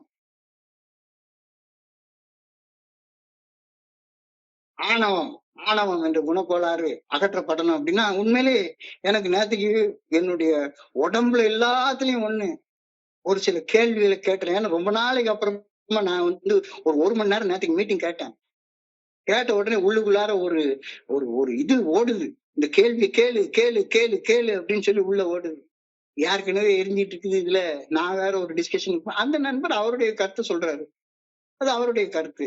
உடன்பட்டா உடன்பட்டுக்கோ, உடன்படலைன்னா விட்டுரு. நான் சொல்ற கருத்து தான் உண்மைன்னு நிரூபிக்கிறது உனக்கு ஒரு சந்தர்ப்பம் வர்ற நேரத்துல சொல்லிக்கோ, அவ்வளவுதான். அப்ப ஆணவத்தை காட்டுறதுக்கு ஒரு பதிலையே கேள்வியாக மாற்றி கேட்டு அடுத்தவங்களை குழப்புற ஒரு பெரிய விஷயங்களை 40 வருஷம் சோபர் நண்பர்கள் கூட செஞ்சுட்டே இருக்காங்க. ஒரு கேள்வியை பதிலா கேட்க வேண்டியது, அந்த கேள்வியை பதிலையே கேள்வியாக மாற்றி கேட்க வேண்டியது, தான் எதிர்பார்க்கிற பதில் வராத வரைக்கும் அடுத்தவனை டீஸ் பண்ணிட்டே இருக்க வேண்டியது. இது ஆணவம். இந்த ஆணவம் என்ற குணக்கோளாறு இருக்குன்னா நீ கேள்வியே கேட்காத. என்ன கேள்வி என்ன கேட்க வேண்டியிருக்கு? எனக்கு இன்னைக்கு இந்த நண்பர்கள், இந்த குழுவில் உள்ள நண்பர்கள் 6வது படிநிலை பரிந்துரையை பற்றி உன்னுடைய அனுபவத்தை பகிர்ந்து கொள்ள சொல்லியிருக்கிறாங்க. இந்த அனுபவத்தை பகிர்ந்து கொண்டுட்டு விட்டுரு. எனக்கு தான் 6வது வழிமுறையை பத்தி எல்லாம் தெரியும், நான் தான் எல்லாத்துக்கும் சொல்லி கொடுக்க போறேன், அதெல்லாம் ஒரு மண்ணாங்கட்டியும் கிடையாது. எனக்கு 6வது வழிமுறையை பத்தி ஒண்ணுமே தெரியாது. என்னுடைய அனுபவத்துல என்னுடைய ஸ்பான்சர் சொல்லி கொடுத்தது, என்னுடைய குருஜி சொல்லி கொடுத்தது, இதை வச்சு என்னுடைய அனுபவத்தை நான் சொல்லிட்டு இருக்கிறேன். இப்பவும் நேற்றுக்கு கூட வந்தது, என்னுடைய ஆணவம் வந்து கேள்வியை கேளு கேள்வியை கேளு கேள்வியை கேளு அப்படின்னு சொல்லுது. ஆனா என்னுடைய குருஜி சொல்லுவாரு, அழகா சொல்லுவாரு, என்னைக்காச்சும் குணக்கோளாறுகளால் உந்தப்பட்டு ஒரு ரியாக்ட் பண்ணணும் அப்படின்ற ஊந்துதல் உனக்குள்ளார உருவாச்சுதுன்னா உடனே டக்குன்னு கண்ணை மூடு, ஒரு ஸ்டெப் பின்னால போ, சேர்ல உட்கார்ந்து ரிலாக்ஸா பின்னால சாஞ்சி உட்காரு, 1 2 3 4 5 அப்படின்னு எண்ணு. அந்த குணக்கோளாறுகளால ரியாக்ட் பண்ணணும் அப்படின்ற அந்த ஊந்துதல் வந்து மறைஞ்சு போயிடும். குணக்கோளாறு ஆட்டோமேட்டிக்கா இறைவனால களையப்பட்டுரும். அந்தந்த மொமெண்ட்ல ஒன் டே அட் டைம்ன்றது ஒன் மொமெண்ட் அட் டைம். இந்த கணம் எனக்குள்ளார இந்த குணக்கோளாறு இருக்கு.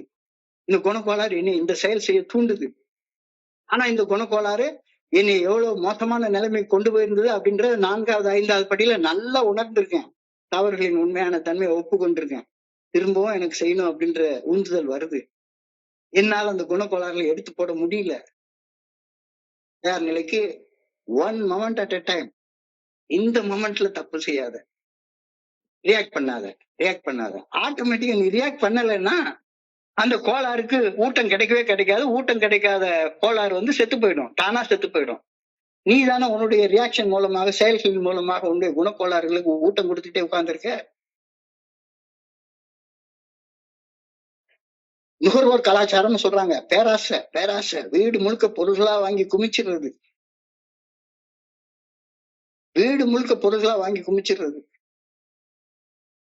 நிறைய நேரங்களை பார்த்திருக்கிறேன். என்னடா ஆசை. அப்ப பேராசைன்ற அந்த கோளாறு இறைவனால என்கிட்ட இருந்து அகற்றப்படணும் அப்படின்னா இந்த கன்சியூமிங் கலாச்சாரம், நுகர்தல் கலாச்சாரத்தை விடு. ஆட்டோமேட்டிக்கா ஆசை போயிடும். உனக்கு என்ன தேவையோ அதை வாங்கிக்கோ. வீடு முழுக்க 50 சட்டை இருக்கு, 51வது சட்டை எதுக்கு உனக்கு? இல்ல ஒரு கிறிஸ்துமஸுக்கு அல்லது ஒரு தீபாவளிக்கு, ஒரு பொங்கலுக்கு, ஒரு வருஷத்துக்கு ஒரு சட்டை எடுக்கணும், எடுத்துக்கோ. ஒரு தடவை எடுக்கிறப்ப 1 வாங்கினா 2 இலவசம்னு போட்டிருக்கான் அப்படின்றதுனால வெறுமனே சட்டையா வாங்கி குவிச்சு என்ன பண்ண போற? என்னுடைய கோளாறுகள் இறைவனால் அகற்றப்பட வேண்டும் என்றால் எப்படி இருக்கணும்? தொகுத்து சொல்றேன். குடிப்பதை நிறுத்தினால் அன்றி குடிவெறி நம்மிலிருந்து நீங்காது. குடிவெறியை நம்முடைய தனி மனித சக்தியால் நம்மிடமிருந்து அகற்ற முடியாது. அது இறைவனால் மட்டுமே செய்யப்படக்கூடிய செயல். நம்மால் குடிக்காமல் இருக்கும் செயலை செய்வது குடிவெறி. இறைவனால் நம்மிடமிருந்து அகற்றப்படுவதற்கு நாம் வந்தடைய வேண்டிய தயார் நிலை. இந்த தயார் நிலையை வந்து அடையாவிட்டால் ஆண்டவா என் குடிவெறியை என்கிட்ட இருந்து நீக்கிடுன்னு கடவுள்கிட்ட கேட்கிற தகுதி உனக்கு எப்படி இருந்து வரும்? ஐயா, நான் இன்னைக்கு ஒரு நாள் குடிக்கல, உனக்கு பணிஞ்சு செயல்பட்டுட்டேன், இப்ப குடிவெறியை நகற்றிடு அப்படின்னு கேட்கிறேன். 7வது படியில நான் இறைவன் எங்களுடைய இந்த குறைபாடுகளை நீக்கும்படி பணிவுடன் வேண்டக்கூடிய செயலை செய்யணும் அப்படின்னா அந்த பணிவை அடங்கிட்டு பணிவோட வேண்டணும். நம்ம இயற்கையாக இருக்கும் கோபம் என்ற குணம் கோப வெறி என்ற கோளாறாக மாறுவதை இறைவன் மட்டுமே தடுத்து நிறுத்த முடியும். அதற்கு நாம் முழுவதுமாக தயாராக இருக்க வேண்டியுள்ளது. கோபத்தால் உந்தப்பட்டு தாறுமாறாக பேசுவதில் இருந்தும், எதையாவது போட்டு உடைப்பதில் இருந்தும், வன்முறை செயல்கள் செய்வதில் ஈடுபடுவதில் இருந்தும் விலகி இருக்கக்கூடிய தயார் நிலையை வந்து அடைந்த பின்னரே கோப வெறி என்ற குறைபாடு நம்மிலிருந்து அகற்றப்பட இறைவனை நம்மால் பணிவுடன் வேண்ட முடியும். புரியுதா புரியுதா அப்படின்னு திரும்ப திரும்ப என்னுடைய குருஜி கேட்பாரு. நம்ம இயற்கையாக இருக்கக்கூடிய காமம் என்ற குணம் காம வெறி என்ற கோளாறாக மாறுவதை யார் தடுக்க முடியும்? கடவுள் மட்டும்தான் தடுக்க முடியும். இப்ப கடவுள் தடுக்கணும் அப்படின்னா அதுக்கு நான் தயார் நிலைக்கு வரணும்.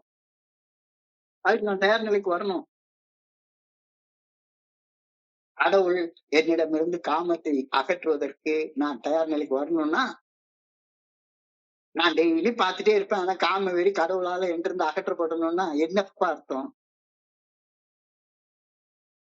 காம வெறியால் தாறுமாறாக செயல்படுவதிலிருந்து விலகி இருக்கும் தயார் நிலையை வந்து அடைந்து விட்ட பின்னரே காம வெறி என்ற குறைபாடு இறைவனால் நம்மிலிருந்து அகற்றப்படுவதற்கு இறைவனை நம்மால் வேண்டவே முடியும். இல்லாட்டி போனா வேண்டு நீ தயாராயிட்டு வா, நான் அகற்றுறேன்றாரு. இல்ல நீ அகற்று, அதுக்கப்புறமா நான் அதெல்லாம் விட்டுறேன் அப்படின்னா என்ன அர்த்தம்? நம்முடைய அனைத்து உள்ளுணர்வுகளும் குணங்களும் படைப்பின் நோக்கத்தை மீறும் போது கோளாறுகளாக மாறுகின்றன. கோபம், பயம், பொறாமை, சந்தேகம், காமம், சோம்பேறித்தனம் எல்லாமே இயற்கையாக உள்ளதுதான். இப்ப சோம்பேறித்தனம்னு சொல்றோம். சாதாரணமா 8 மணி நேரம் தூங்குறது சோம்பேறித்தனம் சொல்ல முடியாதுல்ல. அது அடிப்படை தேவைதானே. ஆனா வேலை இருக்கிறப்பையும் படுத்து தூங்கிட்டு இருந்தா மனைவி கிட்ட காமப்பட வேண்டியது அவசியம் அவசியம் அவசியம். அதுக்காக தான் ஆண்டவன் படைச்சிருக்காரு. அதுக்கு இப்பெருக்கு இந்த உலகத்தை நிரப்புங்கள் அப்படி சொல்லியிருக்கிறாரு. ஆனா பார்க்கறது எல்லாத்து மேலையும் காம வெறிப்படுறது அது கோளாறு. அப்ப குணம் கோளாறா மாறுது. அந்த கோளாறு நான் மாத்தி வச்சிருக்கிறேன். கோளாறு கடவுளால களையப்படணும் அப்படின்னா இந்த கோளாறால உந்தப்பட்டு செயல்படுற செயல்ல இருந்து நான் விலகி இருக்கணும். பயம் என்ற குணம் கோளாறாக மாறாக இருக்கணும்னா பயத்தால் ஓடி ஒழியாமல் இருக்கக்கூடிய தயார் நிலையை நாம் அடைந்தாக வேண்டும். பொறாமை என்ற குணம் கோளாறாக மாறாமல் இருக்க பொறாமையால் புறம் பேசும் அந்த நிலையில் இன்னைக்கு உண்மையிலே நான் அந்த நண்பர்கள்ட்ட சொன்னேன். குறிப்பிட்ட ஒரு 4-5 நண்பர்களை பத்தி எப்ப பார்த்தாலும் புறம் பேசிட்டே இருக்கிறது. அப்போ நம்மளுக்குள்ளார அந்த நண்பர்கள் மேல ஒரு பொறாமை உணர்ச்சி நம்மள அறியாம வந்துகிட்டே இருக்குது. சந்தேகம் என்ற குணம் கோளாறாக மாறாமல் இருக்க சந்தேகத்தால் வேவு பார்க்கும் செயல் செய்யும் தயார் நிலையை நாம் வந்தடைய வேண்டும். சோம்பேறித்தனம் அப்படின்ற அந்த குணம் சோம்பேறித்தனம் எல்லாருக்கும் இருக்கிறது. ரிலாக்ஸா இருக்க வேண்டியதானே. இப்ப நான் கூட ஜாலியா ரிலாக்ஸா தான் பேசிட்டு இருக்கேன் எல்லாரும் முன்னாலும். சோம்பல் என்ற குணம் கோளாறாக மாறாமல் இருக்க நாம் சோம்பலால் செயலாற்றாமல் இருப்பதில் இருந்து விலகி இருக்க வேண்டும். செயலாற்ற வேண்டும். இப்ப இந்த மீட்டிங்க்கு பண்ணணும்னா இந்த மீட்டிங் பண்றதுக்கு நான் உண்மையிலே டிராப் த ராக் அப்படின்ற ஒரு புத்தகம் அதை எடுத்து படிச்சேன். அதுக்கப்புறமா லிட்டில் ரெட் புக் அப்படின்ற 6வது 7வது வழிமுறை சிறிய செவ்வேடு அப்படின்ற புத்தகத்துல அந்த புத்தகத்துல உள்ள கருத்துக்களை எல்லாத்தையும் உள்வாங்கி கிட்டத்தட்ட 2-2.5 மணி நேரம் நான் படிச்சிருக்கேன். சாயங்காலம் 7 மணிக்கு அந்த நண்பர்கள் போனாங்க. 7 மணில இருந்து 9 மணி வரைக்கும் நான் படிச்சிருக்கேன். அப்ப சோம்பல் என்ற குணம் கோளாறாக மாறாமல் இருக்க சோம்பலால் செயலாற்றாமல் இருப்பதில் இருந்து விலக்கி இருக்கும் தயார் நிலையை நான் அடையணும். செயலாற்று சோம்பேறித்தனம் தானா போயிடும். இப்படி சொல்லிக்கிட்டே போகலாம். ஆனால் நான் தயார் நிலைக்கு வராமல் இறையருட் பேராற்றின் செயல்பாடு என்னில் ஏற்கனவே நிகழ்ந்து கொண்டிருப்பதை உணர்வதை நோக்கி அந்த தன்னுணர்வு நிலையை நோக்கி முன்னேறுவது சாத்தியப்படவே படாது. நீ 5வது பட்டியல ஸ்டாக்னேட் ஆகி விட்டுருவ. அதனாலதான் அந்த இப்ப எனக்கு ஒரு படம் போட்டு காட்டுறதுங்க இல்ல. அதாவது இந்த 12 படிகள் அடங்கிய மீட்படையும் செயல் திட்டம் 12 படிகளை என்னுடைய குருஜி வரைஞ்சு காட்டுவாரு. 1, 2, 3, 4, 5 5வது படி ஈஸியா ரொம்ப சின்ன ரேஸோடு தான் இருக்கு. தாராளமா ஈஸியா செஞ்சிடலாம். இந்த 5ல இருந்து 6வது படிக்கு ஏறுற செயல் இருக்கு. அதை உடனே ரொம்ப உயரமா போட்டு காட்டுவாரு. உயரமா மட்டும் இல்ல, வசதியா படுத்து தூங்குற இடம் தான் அந்த 5வது படி. வசதியா படுத்து தூங்கி 40 வருஷம் ஆனாலும் சரிதான். 40 வருஷத்துக்கு முன்னால உள்ள அந்த செத்து போனதை எடுத்து நோண்டி நோண்டி நோண்டி நோண்டி பார்த்துட்டே அந்த செத்து போன நாக்கத்தை நுகர்ந்து கொள்கிறது. அதாவது ஒரு பர்டிகுலர் நேரத்துல நாக்கத்தை நுகர்றது கூட சுகமா இருக்கும். நாக்கத்தை முகர்ந்து பாக்குறது கூட சுகமா இருக்கும். அந்த நாக்கத்தை முகர்ந்து பாக்குற சுகத்தை அனுபவிச்சுக்கிட்டு அதுக்காக நான் ஏன் வர்றேன்? இங்க எவ்வளவோ பெரிய பெரிய விஷயங்கள்லாம் இருக்கு. அந்த பெரிய பெரிய விஷயங்களை அனுபவிக்கிறதுக்கு வந்துட்டு நாக்கத்தையே மோந்து பார்த்துட்டு உட்கார்ந்து இருந்தா என்ன அர்த்தம் அப்படின்னு சொல்லி கேட்பாரு. ஸோ 5வது படி வந்து அவ்வளோ பெரிய படி, அவ்வளோ பெரிய படி.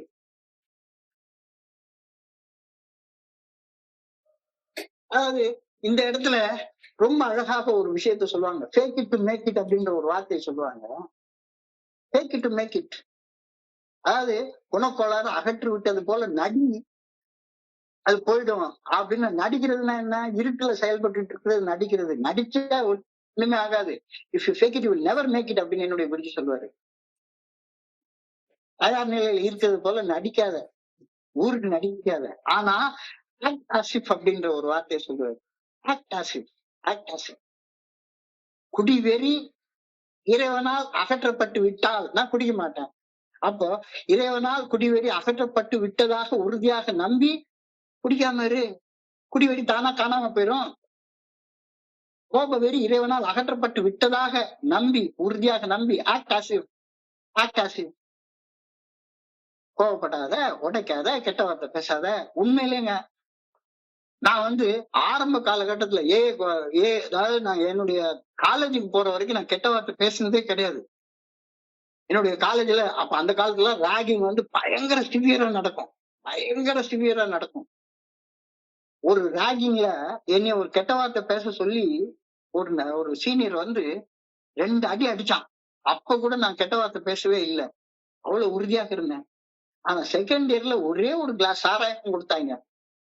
அந்த சாராயம் கொடுத்ததுக்கு அப்புறமா மெல்ல மெல்ல பழகுனா ஏஏக்கு வந்து சேர்றதுக்கு முன்னால பயங்கர குடிகாரனா இருந்தப்ப ஒரு 3 வார்த்தை பேசினேன்னா அதுல ஒரு வார்த்தை கெட்ட வார்த்தை இருக்கும். அது இல்லாத என்னால பேச முடியாது. அப்படிதான் என்ன அந்த 20 வருஷ குடி வாழ்க்கையில கெட்ட வார்த்தையை போட்டு ரைமா பேசுறது பழக்கமா போயிடுச்சு. சுராங்கனி சுராங்கனின்ற பாட்டை 1 மணி நேரம் பாடுனா வெறும் கெட்ட வார்த்தையா போட்டு பாடுறது அது ஒரு சுகமா இருக்கிற மாதிரி இருக்கும். சுகமா இருக்கிற மாதிரி இருக்கும். கெட்ட வார்த்தையில திட்டுறது, கோவம் வந்துச்சா ஆபத்துல கெட்ட வார்த்தை பேசுறது, இதெல்லாம் கோளாற உள்ள அதிகப்படுத்திட்டு தானே போகும். அப்ப கெட்ட வார்த்தை பேசாத. அத ஒரு நாள் அடிப்படையில பிராக்டிஸ் பண்ணு. ஒரு மொமெண்ட் அடிப்படையில தொண்டை வரைக்கும் கெட்ட வார்த்தை வந்துருச்சு, பேசணும்னு தோணுச்சு. நேற்றுக்கெல்லாம் உணர்ந்தேன். தொண்டை வரைக்கும் வந்துருச்சு, என்னடா இது அப்படின்னு. இல்ல, இது எனக்கான நேரம் இல்ல. இங்க நான் பேசக்கூடாது. எனக்கான நேரத்துல நான் பேசலாம். இல்லாத நேரத்துல அமைதியா இரு. உலகத்துல எத்தனையோ குரல்களை நான் கேட்கிறேன். எல்லா குரலுக்கும் நான் ரியாக்ட் பண்ணிட்டு இருக்க முடியாது. அப்ப என்னுடைய குணக்கோளாறு, என்னுடைய ஆணவத்தை காட்டக்கூடிய இடம். என்னுடைய ஆணவத்தை கண்ட்ரோல் பண்றதுக்கு நான் இங்க வந்திருக்கிறேன்னா, என்னுடைய ஆணவத்தை காட்டுறதுக்கு வந்திருக்கிறேன்னா, பதிலையே கேள்வியாக மாற்றி கேட்டு எல்லாரையும் குழப்பி தேவையில்லை. அது எனக்கு வேண்டாம். அது எனக்கு வேண்டாம். நான் இன்னைக்கு ஒரு நல்ல அற்புதமான வாழ்க்கை வாழ்ந்துட்டு இருக்கிறேன். இறைவனுடைய கிருபையால, ஏஏ தோழர்களுடைய உதவியால ஒரு நாள் அடிப்படையில வாழ்ந்து கொண்டிருக்கிறேன். என்ன பொறுத்தளவுல ஒரு நாள் அடிப்படையில தான். 24 hours a day, just for today, daily reflection. எல்லாமே ஒரு நாள். நேற்றைய விட இன்னைக்கு நான் மேம்பட்ட வாழ்க்கை வாழணும். எனக்கு போட்டியாளர் யாருமே கிடையாது. எனக்கு போட்டியாளர் நான் தான். நேற்றுக்கு வாழ்ந்த வாழ்க்கையை விட இன்னைக்கு நான் மேம்பட்டு வாழணும். அவ்வளவுதான் போட்டி. எனக்கு வேற யாருமே போட்டி கிடையாது. அந்த போட்டியான பயணத்துல வாழ்க்கையை நல்லா வச்சிட்டு இருக்கேன். இதுல இந்த 6வது படி ஏறுறது வந்து ரொம்ப கஷ்டமான படி. ரொம்ப கஷ்டமான படி. ஏன்னா இறைவன் எங்களுடைய எல்லா குணக்கோளாறுகளையும் அகற்ற. அது எப்படிப்பா எல்லா குணக்கோளாறுகளையும் அகற்றிட்டா எப்படி சந்தோஷமா வாழ முடியும்? பணத்தாசை இல்லைன்னா ஒண்ணுமே பண்ண முடியாது. இனிமே போய் உழைச்சி சம்பாதிக்கலாம் முடியாது. கொஞ்சம் போய் சொல்லி திருடி சம்பாதிச்சாதானே சம்பாதிக்க முடியும். அதெல்லாம் அகற்றிட்டா இந்த உலகத்துல எப்படி வாழ முடியும்ன்ற பயம் எனக்கு வருது. பொய் சொல்லாம சம்பாதிக்க முடியாது. ஒரு நண்பர் என்கிட்ட வந்து கேட்டாரு, என்ன சார் வியாபாரத்துல நான் பொய் சொல்லி சம்பாதிக்கலன்னா எப்படி முடியும்? பொய் சொல்லலைன்னா சம்பாதிக்கவே முடியாது அப்படின்னு உறுதியாக நம்பி கொண்டிருக்கிறாரு. நான் சொன்னேன், பொய் சொன்னா உன்னால நிம்மதியா வாழ முடியும்னு நம்புறியா? அதுவும் வாழ முடியல. அப்ப பொய் சொல்றது விடு. அது எப்படி சார்? அது எப்படி சார்? முடியாத. அப்போ குணக்கோளாறுல அகற்ற நீ தயாராக வராத வரைக்கும் பொய் சொல்றது நீ சொல்லிக்கிட்டே தான் இருப்ப. கடவுள் உன்னுடைய பொய் சொல்லக்கூடிய அந்த அந்த தன்மையை உங்ககிட்ட இருந்து அகற்ற மாட்டாரு. பொய்யனாக வாழக்கூடிய தன்மையை அகற்ற மாட்டாரு. பொய்யனாக வாழ்றப்ப நிம்மதியா வாழ முடியாது. நான் பொய் சொல்லுவேன் ஆனா நிம்மதியா வாழ்வேன் அப்படின்னு நினைச்சேன்னா யார நீ ஏமாத்துற? ஒண்ணு நீ ஏமாத்தி கொள்ற. ஒரு அமெரிக்கன் ஆள் சொன்னாரு, எல்லாரும் அமெரிக்கால தான் இங்கிலீஷ்ல தான் அழகா எழுதி வச்சிருக்காங்க அப்படின்னா சொல்றாங்க. ஒரு அமெரிக்க ஆள் சொன்னாரு என்கிட்ட, உங்களுக்கு கல்யாணமா எத்தனை வருஷம் சார் ஆச்சுது? 42 வருஷம் ஆச்சுது. 42 வருஷம் with one single woman, are you not bored அப்படின்னு கேட்டாரு. அவரு கணக்கு போட்டு சொல்றாரு, 50 பொம்பளைகளை பார்த்திருக்காராம். நான் வாழ்க்கை பயங்கரமா அனுபவிச்சிருக்கேன். ஐயா சாமி நீ அனுபவிச்சுட்டு போ. நீ என்ன பிக் புக்க படிச்சியோ, நீ என்ன இதை பண்ணினியோ அதை நீ வச்சுக்கோ. உனக்கு உன்னோட இது எனக்கு வேண்டாம். நான் ஏற்கனவே எனக்குள்ளார உள்ளது வெளியே போறதுக்காக இது பண்ணி நான் கஷ்டப்பட்டுட்டு உட்கார்ந்துருக்கேன். இறைவன் எங்களின் இந்த எல்லா குணக்கோளாறையும் அகற்ற நாங்கள் முழு மனதோடு எங்களை தயார்படுத்தி கொண்டோம். ரொம்ப ஒரு ஆழமான புக்கு. இந்த 6வது படியின் பரிந்துரை சிறுவர்களிடமிருந்து மனிதர்களை பிரிக்கின்றது. இனி முதிர்ச்சி அடைஞ்ச மனுஷனாக வாழ்றதுக்கு இந்த 6வது படிங்களை பரிந்துரை என்னை பிரிச்சு எடுக்கணும். இந்த 6வது படிநிலையில் நான் என்ன செய்யணும்? என்னுடைய குணக்கோளாறுகள் இறைவனால் என்னிடமிருந்து களையப்படுவதற்கான முழுமையான விருப்பம் என்னிடம் இருக்கின்றதா? இந்த கேள்வி எனக்கு நானே கேட்டுக்கிறேன். என்னுடைய குணக்கோளாறுகள் இறைவனால் என்னிடமிருந்து களையப்படுவதற்கான முழுமையான விருப்பம் எனக்கிட்ட இருக்கா? அதாவது இந்த கோளாறு அந்த கோளாறுக்கு இறைவன் நான் கேட்க கூடாது. அவர் தான் எல்லாம். அவரை நான் கேட்கறதெல்லாம் என்னுடைய குணக்கோளாறுகள் எல்லாத்தையும் எடுத்துரு அப்படின்னு தான் கேட்கணுமே ஒழிஞ்சு இதை எடுத்துரு அதை எடுத்துருன்னு நான் கேட்க கூடாது. இந்த படிநிலை பரிந்துரை அழகா சொல்லுது. We are entirely ready to have God remove all the defects of character, all this எல்லா குணக்கோளாறு இதை மட்டும் எடுத்துரு, இதை நான் வச்சுக்கிறேன். குடி வெறியை மட்டும் எடுத்துரு, குடிக்காம இருந்தா போதும், வேற இதெல்லாம் எடுக்க வேண்டாம், வேற இதெல்லாம் நான் பாத்துக்கிறேன். என்னுடைய குணக்கோளாறுகள் எல்லாமே எல்லாமே எல்லாமே இறைவனால் களையப்படுவதற்கான முழு விருப்பம் என்கிட்ட இருக்கிறதா? கண்ணை மூடி வெறுமன ஒரு 10 செகண்ட் வெயிட் பண்ணி கேட்டு பார்ப்போம். ஒரு 10 செகண்ட், வெறும் 10 செகண்ட். ஆண்டவா என்கிட்ட அந்த விருப்பம் இருக்குதா? பொறாமப்படாம இருக்குது, பொறாம என்கிட்ட எடுக்கணும், சந்தேகப்படாம இருக்கணும், காம வெறி இல்லாம இருக்கணும். இதெல்லாம் என்கிட்ட இருந்து கடவுள் களையப்படும். சும்மா வார்த்தைக்கான்னு சொல்லக்கூடாது. உண்மையான விருப்பம், உண்மையான விருப்பம், உண்மையான விருப்பம் இருந்தா தயார் நிலைக்கு நீ வருவ. அதால உந்தப்பட்டு ரியாக்ட் பண்ண மாட்டேன். ரியாக்ட் பண்ணாம இருந்தா ஆட்டோமேட்டிக்கா எந்த ஒரு உணர்வுக்கு நீ ஊட்டம் கொடுக்குறியோ அந்த உணர்வு உனக்குள்ளார வளர்ந்து கொண்டேதான் இருக்கும். செயல்கள் தான் ஊட்டம், எதிர்வினைகள் தான் ஊட்டம். அந்த ஊட்ட செயலில இருந்து விலகி இரு அப்படின்னு இந்த சொல்லுது. விலகி இருக்கிறது வாழ்நாள் முழுக்க ரொம்ப கஷ்டம். இந்த மொமெண்ட் இன்னைக்கு ஒரு நாள் அழகா சொல்லுவார். உறங்குவது போலும் சாக்காடு, உறங்கி விழிப்பது போலும் பெறும். இன்னைக்கு ஒரு நாள் நான் பயத்தால எதிர்வினை ஆட்ட மாட்டேன், பயத்தால ஓடி ஒழிய மாட்டேன். இன்னைக்கு ஒரு நாள் கோபத்தால கெட்ட வார்த்தை பேச மாட்டேன். இன்னைக்கு ஒரு நாள் நான் காமத்தால ஏதாச்சும் ப்ளூ ஃபில்ம் பார்க்க மாட்டேன். இன்னைக்கு ஒரு நாள் பொறாமையில புறம் பேச மாட்டேன். இன்னைக்கு ஒரு நாள்ங்கிறது காலையில கண்ணு முழிக்கிறதுல இருந்து சாயங்காலம் படுக்கிற வரைக்கும். அப்ப 24 மணி நேரம் கூட கிடையாது. 24 மணி நேரத்துல ஒரு 8 மணி நேரத்தை கழிச்சு இந்த 16 மணி நேரம் தான்.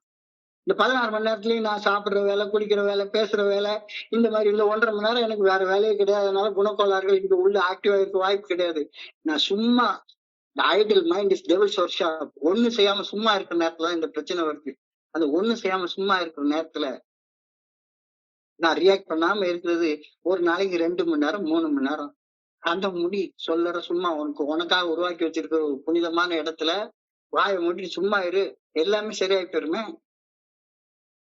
அப்ப கடவுள் எனக்குள்ளார செயலாற்றுவதற்கு நான் அனுமதிக்க வேண்டும்.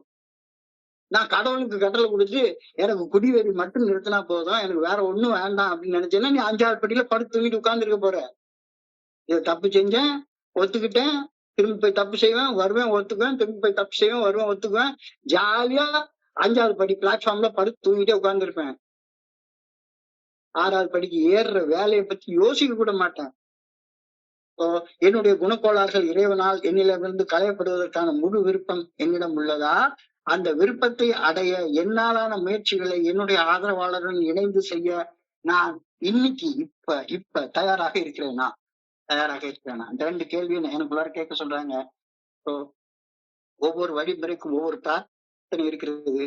6வது வழிமுறைக்கான பிரார்த்தனை, அன்பான இறைவா, என்னுடைய குணக்கோளாறுகள் உமது பேராற்றலால் களையப்படுவதற்கு நான் தயாராக இருக்க தேவைப்படும் விருப்பத்தையும் மனப்பக்குவத்தையும் எனக்கு அளித்தருளும். அன்பான இறைவா, என்னுடைய குணக்கோளாறுகள் உம்முடைய பேராற்றலால் களையப்படுவதற்கு நான் தயாராக இருக்க தேவைப்படும் விருப்பத்தையும் மன பக்குவத்தையும் எனக்கு அளித்தருளும். என் குணக்கோளாறுகள் என் வாழ்க்கையில் நான் முன்னேறுவதற்கு மிகப்பெரிய தடையாக அமைந்திருப்பதை நான் 5வது படியிலேயே அறிய வந்து விட்டேன். அந்த தடையை அகற்றும் தயார் நிலையை வந்தடைய எனக்கு உதவி வரணும். சாதாரணமா நடக்கக்கூடிய விஷயம் இல்லை. ஆனா இதை செய்யலைன்னா நீ 7வது படிக்கு போகவே முடியாது. இத வழிமுறைகள்னு சொல்றதை விட படிகள், படிப்படியான முன்னேற்றம். 6வது படியில ஏறலைன்னா 7வது படிக்கு போக முடியாது. 7வது படி போகலன்னா 8வது படிக்கு போக முடியாது. 8வது படி போகலன்னா 9வது படிக்கு போக முடியாது. இது எல்லாமே அன்றாடம் டெய்லி செய்ய வேண்டிய வேலை. என்னுடைய குணக்கோளாறுகள் கடையப்படுவதற்கு ஒவ்வொரு மொமெண்ட்டும், ஒவ்வொரு கணமும் நான் தயாராக இருக்கணும். 1 day at a time, 1 moment at a time. எந்த நேரத்திலையும் நான் தயாராக இருக்கணும். இந்த கருத்து ரொம்ப அழகாக சொல்லியிருக்கிறாங்க.